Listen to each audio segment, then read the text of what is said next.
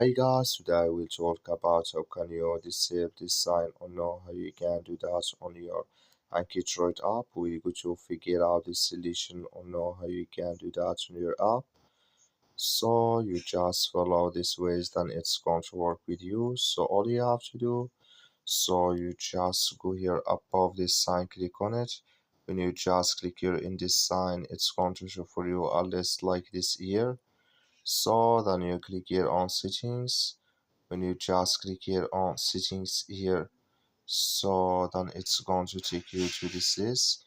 It's going to show for you like this here. Then you click here on sync. When you just click here on sync, you come to next step here. Come here to allow sync here on maturate here connections. So then you just click in this sign or this color.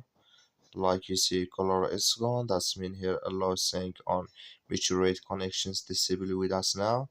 That's all you have to do. Thank you for watching. Don't forget to support us by liking